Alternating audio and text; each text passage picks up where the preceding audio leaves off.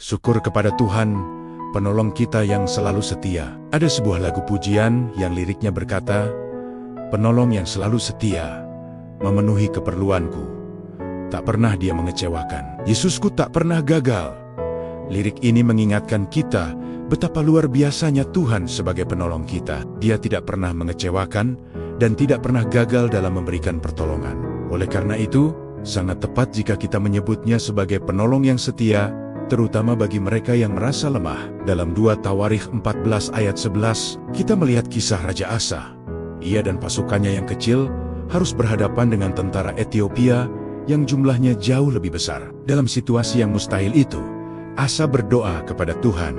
Ia mengakui dengan rendah hati bahwa tanpa Tuhan, yang lemah tidak mungkin bisa menang melawan yang kuat. Asa tidak mengandalkan strategi, jumlah tentara, atau kekuatannya sendiri. Ia menaruh seluruh kepercayaannya pada kuasa Tuhan yang tak terbatas. Doanya bukanlah sekadar permintaan bantuan, melainkan sebuah pengakuan iman yang tulus, bahwa hanya Tuhanlah satu-satunya penolong sejati bagi yang lemah. Kisah yang serupa juga kita temukan dalam Injil Lukas pasal 9 ayat 42. Seorang ayah datang kepada Yesus dengan hati yang hancur karena anaknya dikuasai oleh roh jahat. Murid-murid Yesus yang lain sudah mencoba menolong, tetapi mereka tidak mampu.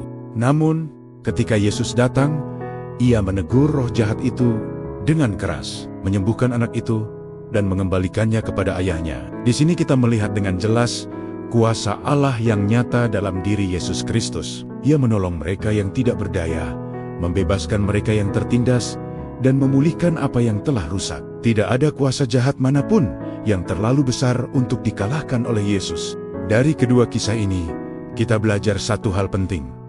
Tuhan adalah penolong bagi yang lemah. Dulu, sekarang, dan selamanya, Ia tetap membela yang lemah, menolong yang tertekan, dan memulihkan yang rusak. Jadi, ketika kita merasa lemah, jangan berusaha menutup-nutupi atau menyangkalnya. Sebaliknya, datanglah kepada Tuhan dalam doa dengan jujur dan tulus. Karena justru di dalam kelemahan kitalah kuasa-Nya dinyatakan secara sempurna. Kita harus tahu bahwa kelemahan kita bukanlah sebuah aib, melainkan sebuah kesempatan emas untuk mengalami kuasa dan kasih-Nya yang memulihkan. Tuhan tidak pernah menuntut kita untuk menjadi kuat terlebih dahulu, baru Ia akan menolong kita. Justru sebaliknya, Ia datang pada saat kita paling merasa lemah, agar kita sadar bahwa kekuatan sejati bukan berasal dari diri kita sendiri, melainkan datang dari Tuhan kita yang Maha Kuat. Mari kita berdoa bersama. Tuhan Yesus, Engkaulah penolong yang setia bagi kami yang lemah. Saat kami merasa tidak mampu, kami tahu Engkaulah kekuatan kami. Tolong kami untuk selalu bersandar penuh kepadamu, bukan pada kekuatan diri kami sendiri. Dalam nama Tuhan Yesus Kristus, kami berdoa. Amin.